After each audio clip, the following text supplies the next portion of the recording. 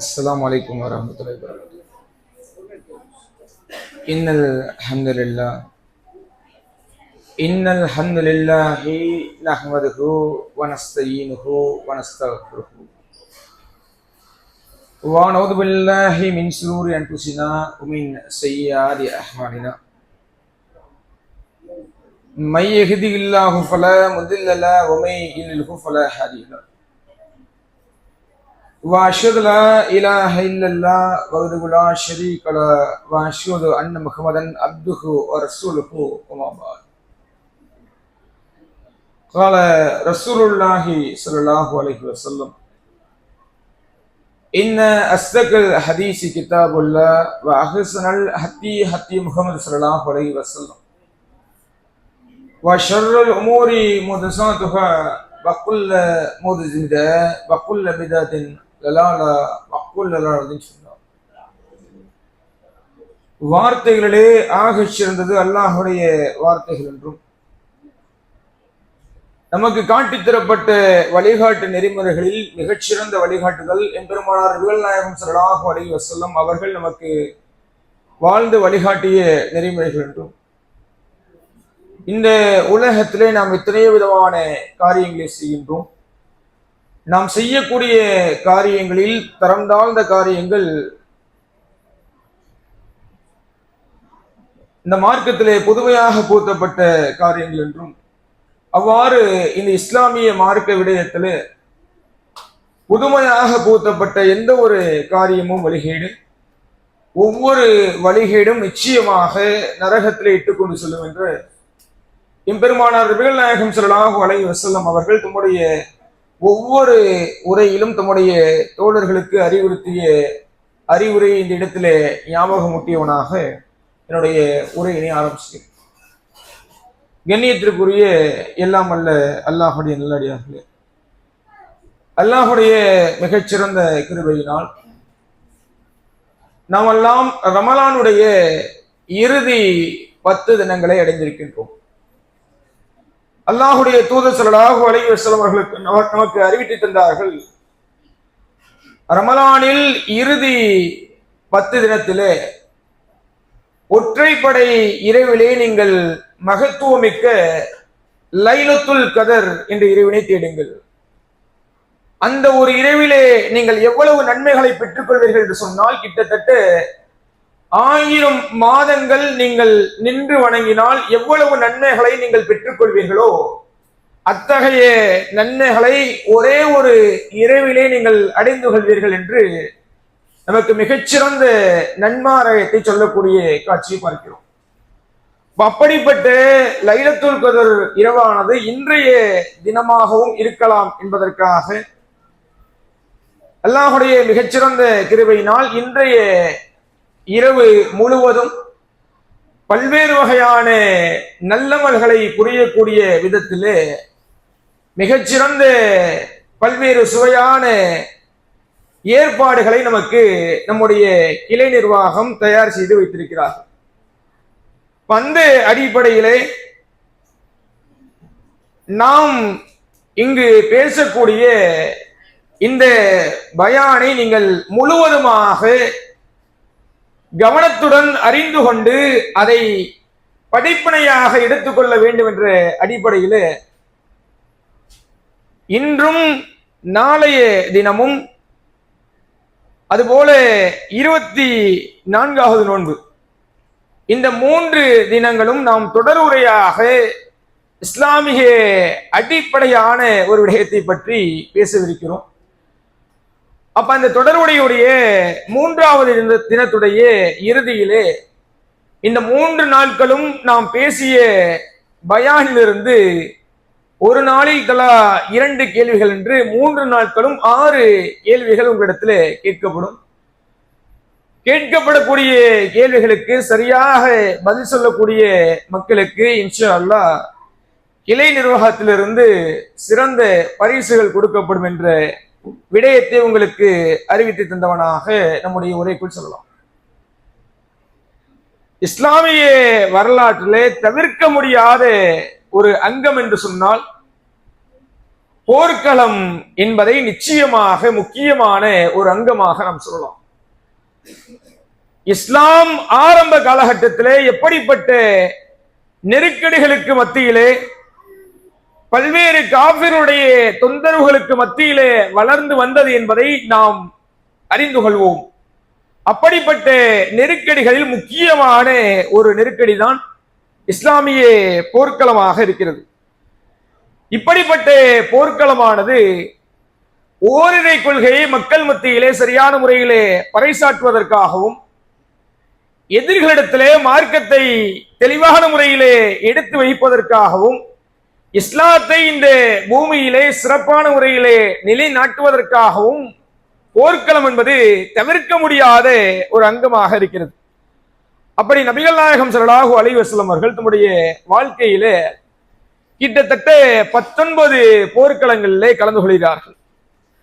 அப்படி கலந்து கொண்ட போர்க்களங்களில் முக்கியமான ஒரு போர், தலையாய இஸ்லாமிய வரலாற்றிலே தவிர்க்க முடியாத ஒரு போர் என்று சொன்னால் அது நிச்சயமாக பத்ரு போர்க்களத்தை எடுத்துக்கொள்ளலாம். இந்த பத்ரு போர்க்களத்தை பற்றி அல்லாஹுடைய தூதர் ஸல்லல்லாஹு அலைஹி வஸல்லம் அவர்களும் நமக்கு அதிகமான விடயங்களை காட்டித் தருகிறார்கள். அல்லாஹ் ரப்பல் ஆலமீன் இந்த பத்ரு போர்க்களத்திலே கலந்து கொண்டு அத்தனை சஹாபிகளுடைய பாவங்களை மன்னிக்கக்கூடியவனாக இருக்கிறான் என்பதை பல விடயங்களின் மூலமாக நாம் தெரிந்து கொள்ள முடிகிறது. அப்படிப்பட்ட இந்த பத்ரு போர்க்களத்திற்கு முன்னால் முதலில் இது போருக்கான ஏற்பாடாக தயாராகத்தான் ரசூலுல்லாவும் சஹாபாக்களும் கலந்து கொண்டார்களா என்று கேட்டால் நிச்சயமாக இல்லை. ரசூலுல்லா கலந்து கொண்ட மற்ற போர்க்களங்களுக்கும் பத்ரு போர்க்களத்திற்கும் இடையிலே மிகப்பெரிய வித்தியாசத்தை பார்த்து கொள்ள முடியும். ஏன்னா பத்ரு போர்க்களத்தை பொறுத்தளவுல ஒரு போருக்கான எந்த ஏற்பாடும் ஆயத்த பணியையும் ரசூலுல்லா செய்யல. பத்ரு போர்க்களம் ஏற்பட்டதற்கான அடிப்படையான காரணம் என்னென்று சொன்னா, ரசூலுல்லாஹி ஸல்லல்லாஹு அலைஹி அவர்கள் ஒரு மிகப்பெரிய வாணிப கூட்டம் ஒன்று மதீனாவை தாண்டி தூர தேசத்திற்கு போய் மீண்டும் மதீனா வழியாக மக்காவிற்கு செல்லவிருக்கிறது. அந்த வாணிப கூட்டம் நிச்சயமாக மக்காவை சேர்ந்த நம்முடைய எதிரிகள் தாம் என்பதை அறிந்து கொள்கிறார்கள். மக்காவிலிருந்து தன்னுடைய வீடுகளை விட்டு, தம்முடைய உடைமைகளை விட்டு, தம்முடைய அத்தனை சொந்தங்களையும் விட்டு துரத்தி விட்ட ஒரு கூட்டம் மதீனா வழியாக தன்னுடைய வாணிப தேவையை அடைந்து கொள்கிறார்கள் என்பதை அறிந்து நபிகள் நாயகம் ஸல்லல்லாஹு அலைஹி வஸல்லம் அவர்கள் அதை தடுப்பதற்காக வேண்டி சிறு கூட்டத்தை கூட்டிக் கொண்டு சென்று கொண்டிருக்கிறார்கள். இதுதான் தோற்றத்தை அந்த பத்ரு போர்க்களத்துடைய அடிப்படை தோற்றமாக இருக்குது. அந்த போர்க்களத்திலே அந்த படையை தடுத்து நிறுத்துவதற்காக, வாணிப கூட்டத்தை தடுத்து நிறுத்துவதற்காக கலந்து கொண்டே சகாபாக்கள் மிகப்பெரிய கூட்டம் கிடையாது. ஒரு மிகச்சிறிய கூட்டத்தை தான் ரசூலுல்லாஹி ஸல்லல்லாஹு அலைஹி வஸல்லம் கூட்டிக் கொண்டு செல்கிறார்கள். ஒரு சொற்பமான எண்ணிக்கையிலான ஒட்டகத்தை தான் ரசூலுல்லாஹ் அந்த கூட்டத்தோடு கூட்டி செல்கிறார்கள். மிகப்பெரிய ஆயுத பலமும் ரசூலுல்லாஹ்விடத்திலே கிடையாது. இன்னும் சொல்ல போனால் இந்த கூட்டத்திலே குறைந்த அதிகபட்சமாக 300க்கும் அதிகமான, கொஞ்சம் அதிகமான சகாபாக்கள் தான் கலந்து கொள்கிறார்கள். பல ஹதீஸ்களிலிருந்து நாம் அறிந்து கொள்ள முடிகிறது, கிட்டத்தட்ட 60க்கும் சற்று அதிகமான முஹாஜிர் தோழர்களும் 240க்கும் சற்று அதிகமான அன்சாரி தோழர்களும் தான் இந்த போர்க்களத்திலே பங்கு பெறுகிறார்கள். ஏன்னா போர்க்களம் என்ற செட்டப்போடு செல்லாத காரணத்தினாலே அதிகமான சகாபாக்கள் இந்த போர்க்களத்திலே பங்கேற்கவில்லை. அப்படி இருக்கக்கூடிய சமயத்திலே இவர்கள் அபூ சுஃபியான் தலைமையிலான வாணிப கூட்டத்தை நெருங்கி இருக்கிறார்கள் என்பதை அறிந்து கொண்டு வாணிக கூட்டம் என்ன செய்து கேட்டா, இவர்களை தவிர்த்து கடற்கரை ஓரமாக வழியை மாற்றி செல்லக்கூடிய சூழ்நிலையை பார்க்கிறோம். இதை அறியாத மதீனத்து படை ரசூலுல்லாஹ் தலைமையிலான சகாபிக்கள் அவர்களை சந்திப்பதற்காக அந்த வாணிப கூட்டத்தை நோக்கி சென்று கொண்டிருக்கிறார்கள். ஒரு சமயத்திலே அந்த வாணிப கூட்டம் தம்மை விட்டு தப்பித்து போய்விட்டது என்பதை உணர்கிறார்கள்.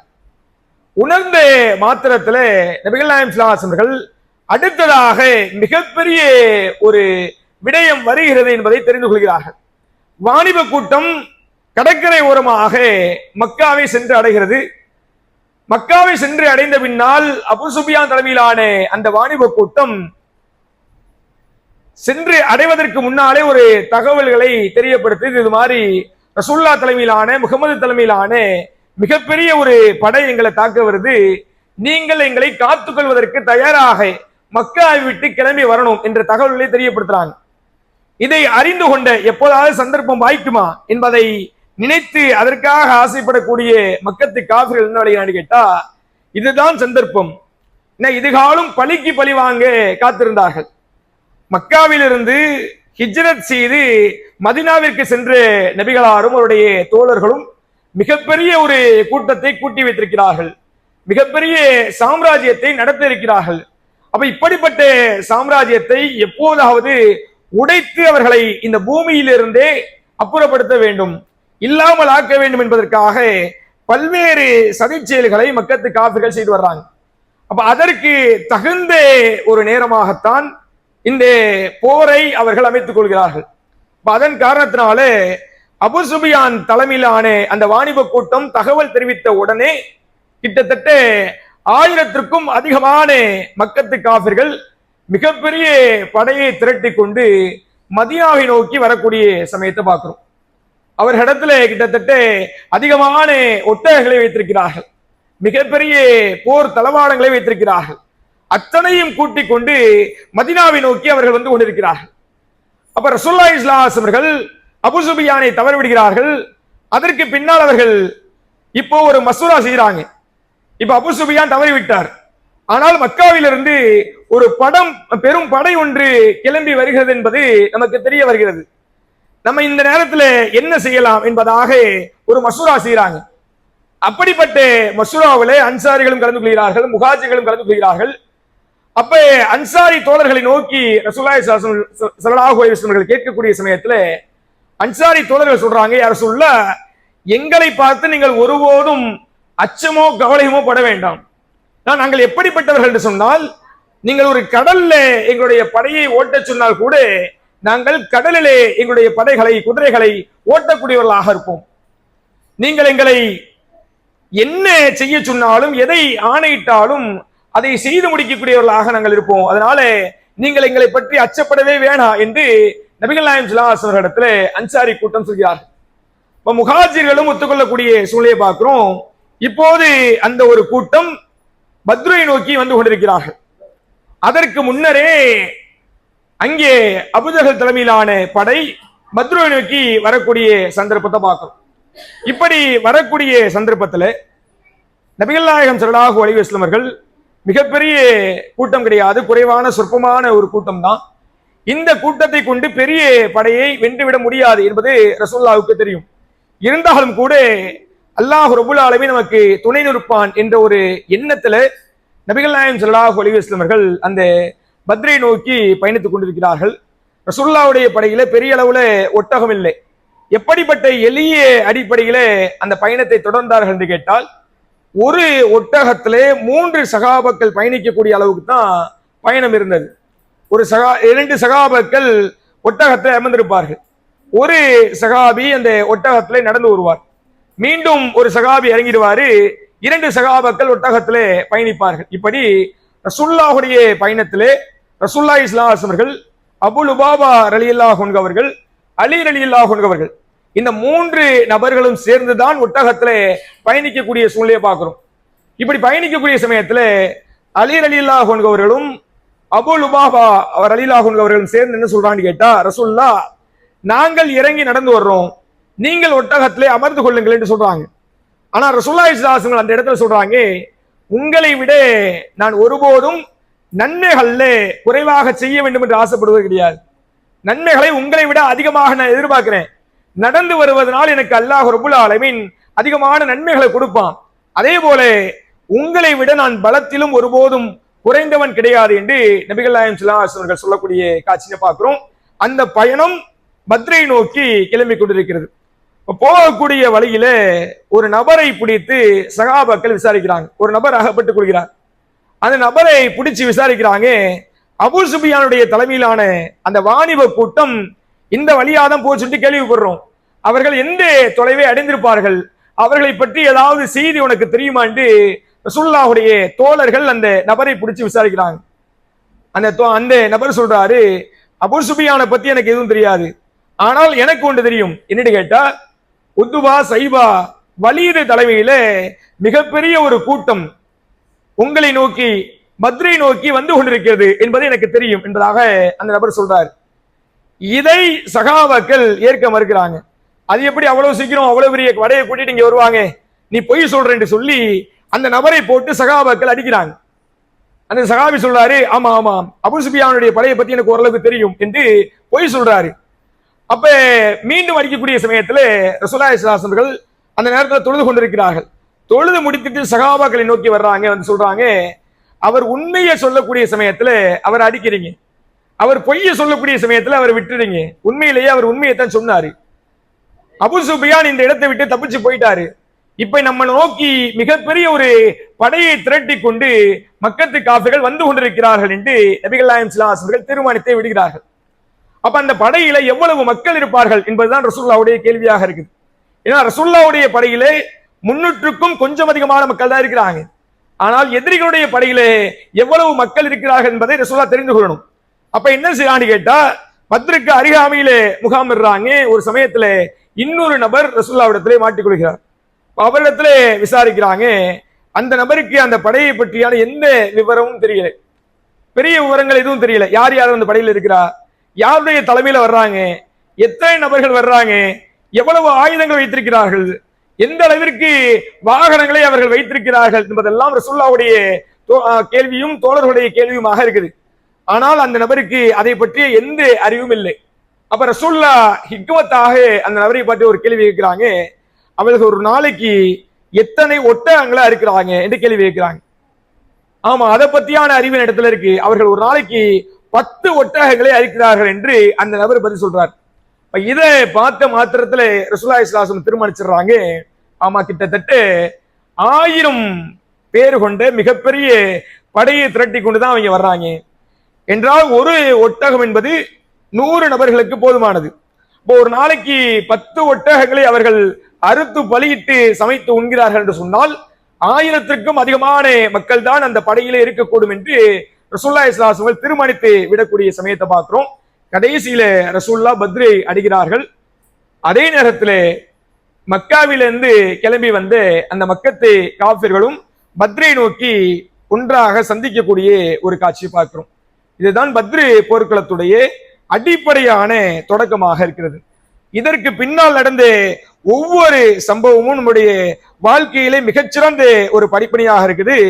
ரசூலுல்லாஹி ஸல்லல்லாஹு அலைஹி வஸல்லம் அதற்கு பின்னால் பத்ருக்கு முந்தைய தினம் இரவிலே மிகப்பெரிய அளவுல பல திருப்பங்கள் நடக்கக்கூடிய ஒரு காட்சியை பார்க்கிறோம். ரசூலுல்லாஹி ஸல்லல்லாஹு அலைஹி வஸல்லம் நமக்கெல்லாம் தெரிந்த ஒரு விடயம்தான், பத்ரு போர்க்களத்திலே 2 குழுக்களாக பிரிகிறார்கள். ரசூலுல்லாஹ் தலைமையில முஸ்லிம்களும் அபூஜஹல் தலைமையில மக்கத்து காஃபிர்களும் 2 குழுக்களாக பிரிகிறார்கள். ரசூலுல்லாஹ்விற்கு நேர் எதிரே அவர்கள் முகாமிட்டிருக்கிறார்கள். ரசூலுல்லாஹ்வுடைய படை மிகவும் களைத்து போய் அயர்ந்த நிலைமையில இருக்கிறாங்க. இதனால் இந்த பத்ரு போரானது ரமலான் மாதத்துல 17வது நாள்ல நடக்கக்கூடிய போராக இருக்குது.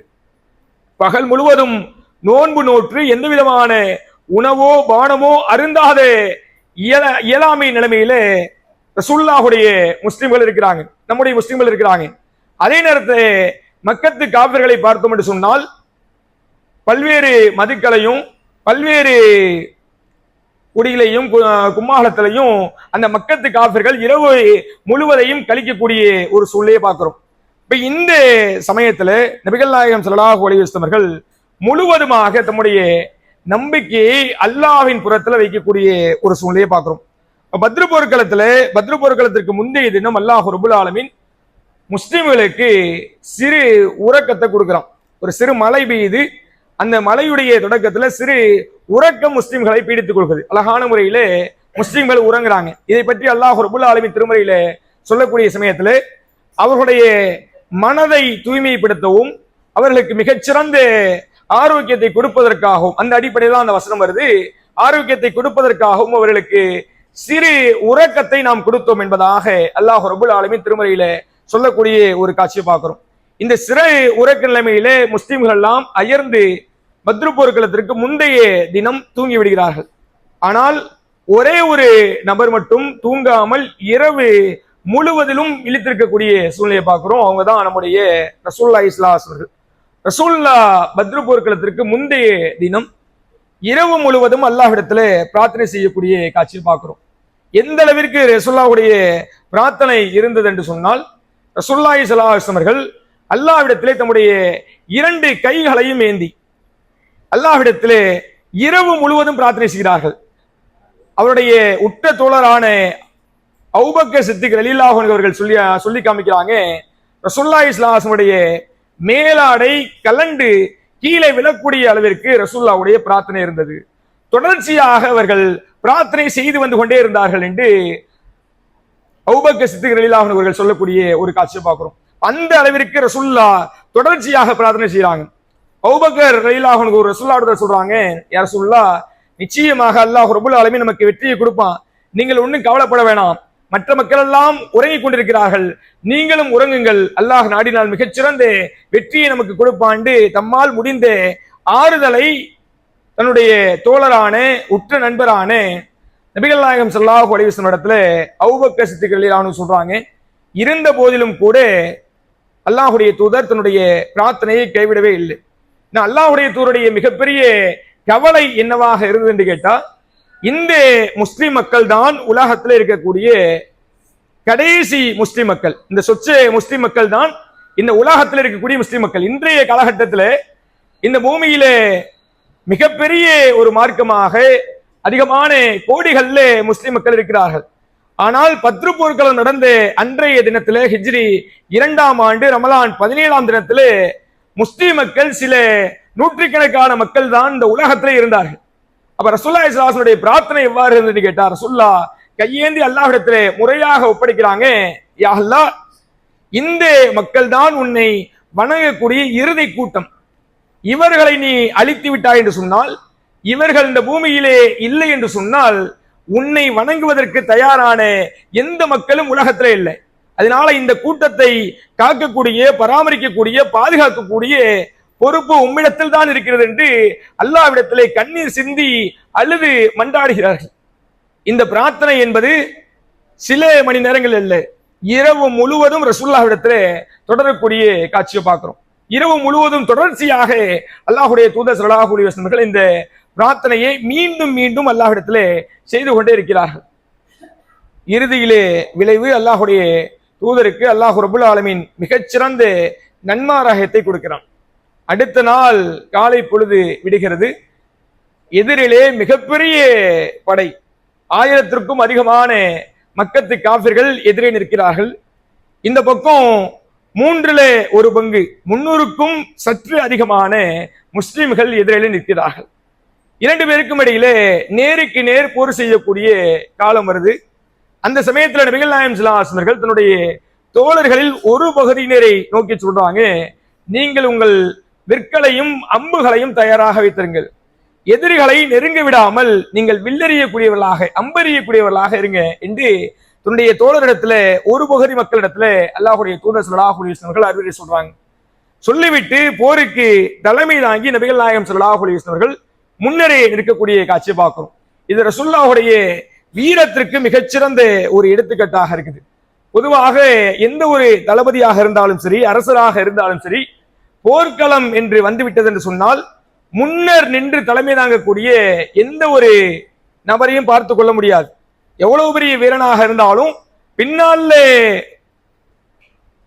போரை எல்லாம் முன்னாடி அனுப்பிட்டு, படைகள் எல்லாம் முன்னாடி அனுப்பிட்டு பின்னால கூடாரம் போட்டு தங்கியிருப்பார்கள் ஒழிய படைகளோடு நேருக்கு நேராக களம் காணக்கூடிய எந்த ஒரு தலைவரையும், எந்த ஒரு படைத்தலைவரையும் நாம் பார்த்து கொள்ள முடியாது. ஆனால் நபிகள் நாயகம் ஸல்லல்லாஹு அலைஹி வஸல்லம் அவர்கள் அதற்கு மாற்றமாக இருக்கக்கூடிய காட்சியை பார்க்கிறோம். நபித்தோழர்கள் அறிவிச்சு தர்றாங்க, ரசூலுல்லாஹி ஸல்லல்லாஹு அலைஹி வஸல்லம் அவர்கள் எதிரிகளுக்கு மிக நெருக்கமாக படைகள்ல முன்னின்றாங்க. எதிரிகளை நாங்கள் சந்திப்பதை விட நபிகள் நாயகம் ஸல்லல்லாஹு அலைஹி வஸல்லம் மிகவும் நெருக்கமாக எதிரிகளை சந்தித்தார்கள் என்று அல்லாஹ்வுடைய தூதருடைய தோழர்கள் நமக்கு பல ஹதீஸ்கள்ல அறிவித்து தரக்கூடிய ஒரு காட்சியை பார்க்கிறோம். அந்த அடிப்படையிலே ரசூலுல்லாஹ்வுடைய போர்க்களம் தொடங்குது. எதிரிகள் இருக்கிறார்கள், ரசூலுல்லாஹி ஸல்லல்லாஹு அலைஹி வஸல்லம் படை இருக்குது. இப்ப நபிகள் நாயகம் ஸல்லல்லாஹு அலைஹி வஸல்லம் எதிரிகள் ஒரு ஆணையிடுறாங்க. ஒரு 3 நபர்கள் எதிரிகளுடைய மக்கத்து காஃபிருடைய படையிலிருந்து முன்னோக்கிறார்கள். உத்துபா அவரும், அதுபோல அவருடைய சகோதரன், அவருடைய மகன் சைஃபா அவருடைய சகோதரன், அதுபோல வலீத் பின் உத்துபா அவருடைய மகன், இந்த 3 நபரும் எதிரிகளுடைய படையிலிருந்து முன்னாடி வர்றாங்க. எங்களை எதிர்கொள்ளக்கூடிய எதிராளிகள் யார் என்று மக்களிடத்திலே சவால் விடுறாங்க. இந்த சவாலை கேட்ட மாத்திரத்திலே அன்சாரி தோழர்கள்ல 3 நபர்கள் எழுப்பி வர்றாங்க. நிச்சயமாக உங்களை நேருக்கு நேர் சந்திக்கக்கூடிய எதிராளிகள் நாங்க இருக்கிறோம் என்று அன்சாரி தோழர்கள் முன்னால் களம் காணக்கூடிய சூழ்நிலையை பார்க்கிறோம். களம் கண்ட உடனே அந்த 3 நபர்களும் இருமாப்பு பிடித்தவர்களும் ரசூலுல்லாஹ் அந்த அன்சாரி தோழர்களை பார்த்து சொல்றாங்க, நீங்கள் நிச்சயமாக எங்களுக்கு நேருக்கு நேரானவர்கள் கிடையாது, நீங்கள் எங்களுக்கு சமமானவர்கள் கிடையாது. அது மட்டும் இல்லாமல் நாங்கள் உங்களோடு போரிடவும் தயாராக இல்லை. ஏன்னு கேட்டா எங்களுடைய போட்டி, எங்களுடைய எதிரிகள் எல்லாம் எங்களுடைய சகோதரர்கள் தான், மக்காவை சேர்ந்த முகாஜிர்கள் தான் என்று அந்த 3 நபர்களும் சொல்லக்கூடிய காட்சியை பார்க்கிறோம். சொன்ன மாத்திரத்திலே நபிகள் நாயகம் ஸல்லல்லாஹு அலைஹி வஸல்லம் ஆணையிடுறாங்க. ஹம்சா ரலியல்லாஹு அன்ஹு அவர்கள் எழுந்திருக்கிறாங்க. அதுபோல தன்னுடைய மருமகனான அலி ரலியல்லாஹு அன்ஹு அவர்கள் எழுந்திருக்கிறாங்க. இறுதியாக நபிகள் நாயகம் ஸல்லல்லாஹு அலைஹி வஸல்லம் இன்னொரு நபருக்கு ஆணையிடுறாங்க. உபைதா பின் அல் ஹாரிஸ் ரலியல்லாஹு அன்ஹு அவர்கள் எழுந்திருக்கிறாங்க. 3 நபர்களும் நேருக்கு நேராக போரிடக்கூடிய சூழ்நிலை வருது. இப்ப அலி ரலியல்லாஹு அவர்கள் அறிவிச்சு தர்றாங்க, ஹம்சா ரலியல்லாஹு அவர்கள் உக்பாவுக்கு எதிராக போரிட்டார்கள்.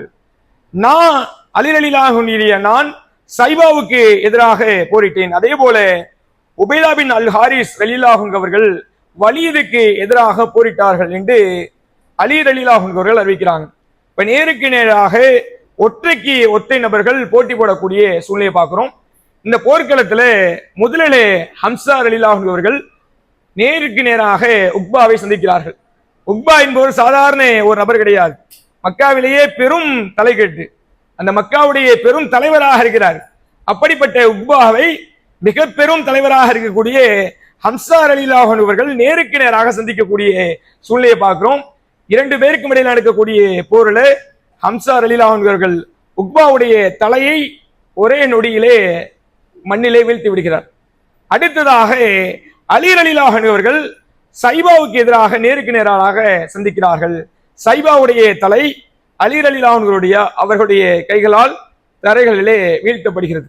மூன்றாவதாக உபைதா பின் அல் ஹாரிஸ் ரலியல்லாஹு அன்ஹு அவர்களுக்கும் எதிரே நிற்கக்கூடிய வலீதுக்கும் இடையில மிகப்பெரிய ஒரு போர் நடக்குது.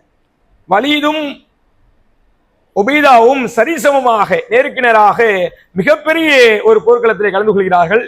2 பேரும் மாறி மாறி வெட்டி கொள்கிறார்கள். இந்த போரிலே உபைதா பின் அல் ஹாரிஸ் அவர்கள் மிக கடுமையான அளவிலே பாதிக்கப்படுகிறார்கள்.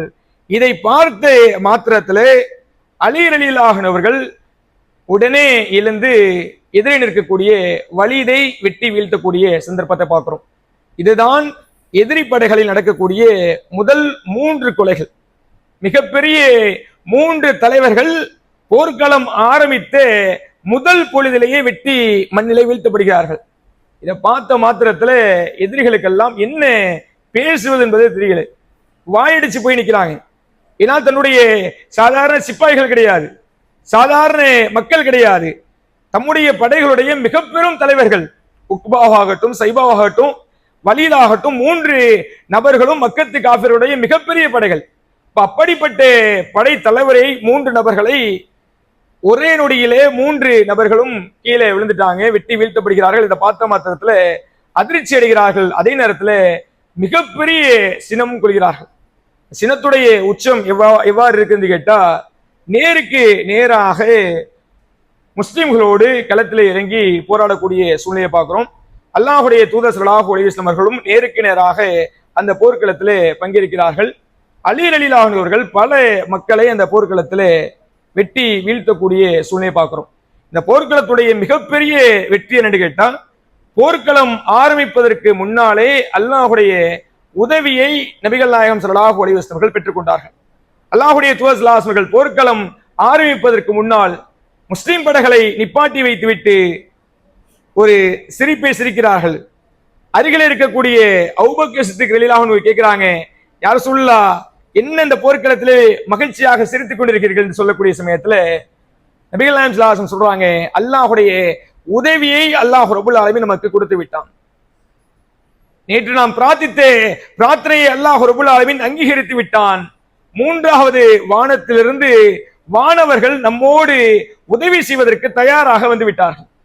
ஜிப்ரீல் அலைஹிஸ்ஸலாம் அவர்கள் மிகப்பெரிய போர் தளவாடங்களோடு அவருடைய குதிரைகளுடைய தலையை தடவி கொடுத்தவர்களாக நமக்கு அருகாமையில் நிற்கிறார்கள். அவர்களோடு சேர்ந்து கிட்டத்தட்ட 1000த்திற்கும் அதிகமான வானவர்கள் நமக்கு உதவி செய்ய தயாராக இங்கே வந்திருக்கிறார்கள் என்பதை நபிகள் நாயகம் ஸல்லல்லாஹு அலைஹி வஸல்லம் நம்முடைய தோழருக்கு சொல்றாங்க.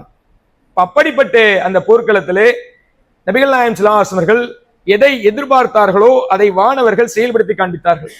போர்க்களம் சூடுபிடிக்கக்கூடிய சமயத்துல சஹாபாக்கள் அறிவிக்கிறாங்க, நாங்கள் ஒரு வீரரை மக்கத்து காஃபிரை விரட்டி கொண்டு சென்று கொண்டிருந்தோம்.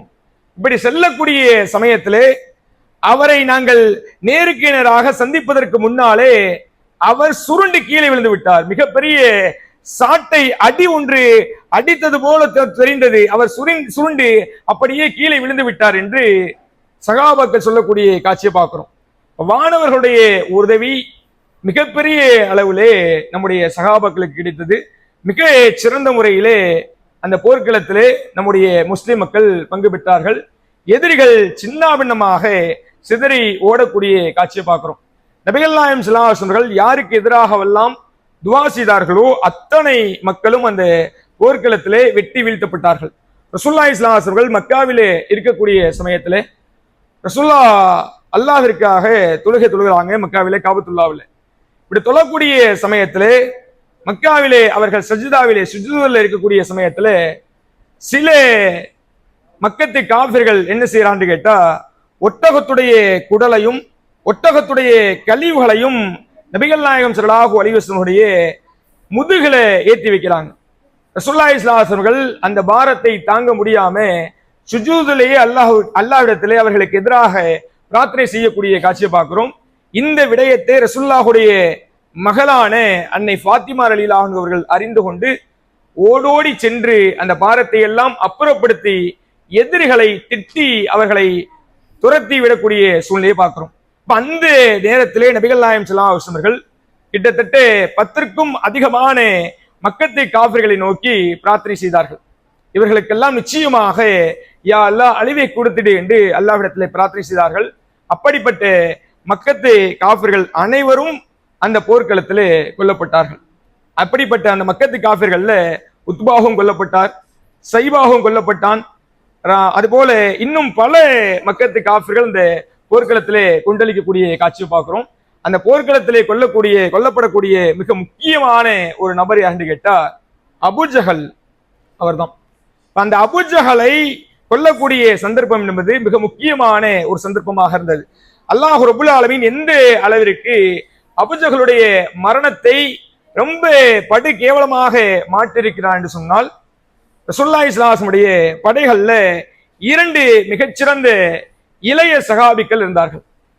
அப்ப அந்த 2 சகாபிக்களும் தன்னுடைய அருகில் இருக்கக்கூடிய அப்துல்லா பின் அம்ரு ரலியல்லாஹு அன்ஹு அவரிடத்துல கேட்கிறாங்க, இங்கே அபூஜஹல் என்பவர் யார், அவரை எங்களுக்கு காட்டித்தார்கள் என்று கேட்கிறாங்க.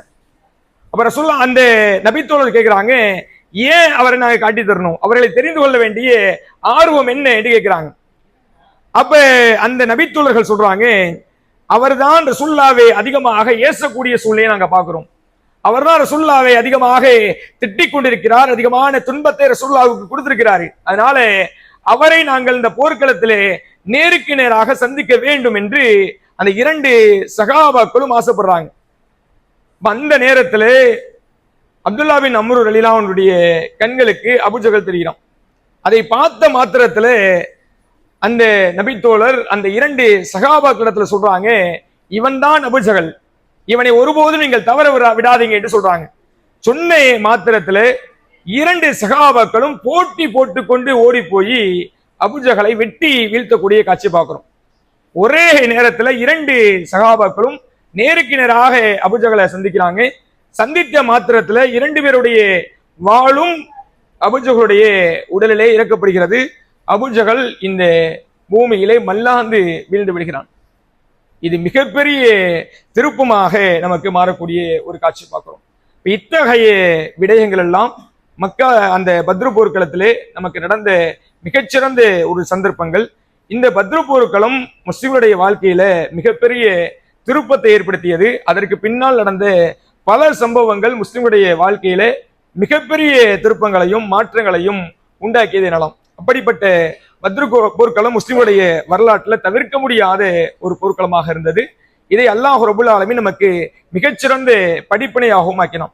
பத்ரு போர்க்களத்துல நாம் தெரிந்து கொள்ள வேண்டிய மிகச்சிறந்த ஒரு படிப்பினை என்னன்னு கேட்டா, எதிரிகள் எவ்வளவு மக்கள் இருந்தாலும் முஸ்லிம் மக்களாகிய நாம் அல்லாஹ்வின் பாதையில உறுதியாக பற்றோடு இருந்து கொண்டோம் என்று சொன்னால் நிச்சயமாக அல்லாஹ் ரபுல் ஆலமீன் போர்க்களத்திலே மிகச்சிறந்த வெற்றியை கொடுப்பான் என்பதை நாம் முதல் படிப்பினையாக பத்ரு போர்க்களத்தின் மூலமாக எடுத்துக்கொள்ளலாம்.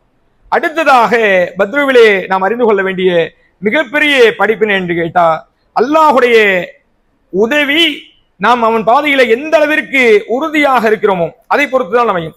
இன்னைக்கு உலகத்துல எவ்வளவோ விடயங்கள் நம்முடைய வாழ்க்கையில நடைபெறக்கூடிய சமயத்துல நாம் எந்த அளவிற்கு அல்லாஹ்விடத்திலே உறுதியான அச்சத்தோடு உறுதியான நிலைப்பாட்டோடு இருக்கிறோம் என்பது கேள்விக்குறியாக இருக்குது. அதே நேரத்துல பத்ரு போர்க்களத்திலே சகாபிக்கள் குறைவாக இருந்தாலும் கூட, எதிரிப்படைகள் அதிகமாக இருந்தாலும் கூட அல்லாஹுடைய உதவியை அவர்கள் முழுமையாக நம்பினார்கள். அல்லாஹ்விடத்திலே முழுமையான நம்பிக்கை கொண்டிருந்தார்கள். அப்படிப்பட்ட நம்பிக்கை மிகச்சிறந்த வெற்றியை நம்முடைய முஸ்லிம்களுக்கு பறைசாற்றக்கூடிய ஒரு காட்சியை பார்க்கிறோம்.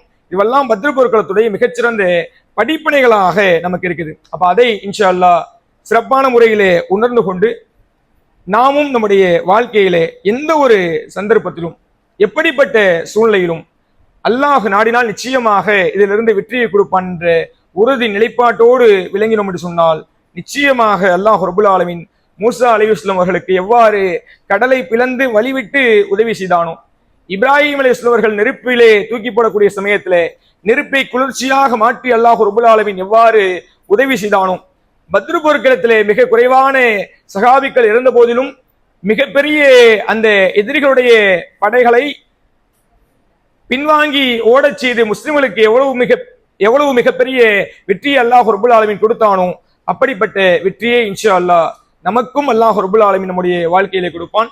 அந்த வெற்றியை உங்களுக்கும் எனக்கும் அல்லாஹ் ரபுல் ஆலமீன் கொடுத்தல் புரிவானாக என்று அல்லாஹ்விடத்திலே துஆ செய்வனாக என்னுடைய இன்றைய உரையை முடிவு செய்கிறேன். இன்ஷா அல்லாஹ் இதோடைய தொடர்ச்சியை இன்ஷா அல்லாஹ் அடுத்தடுத்த நாட்களில் பார்ப்போம். வாஹிர் துஆனா அல்ஹம்துலில்லாஹி ரபில் ஆலமீன். அஸ்ஸலாமு அலைக்கும் வரஹ்மத்துல்லாஹி.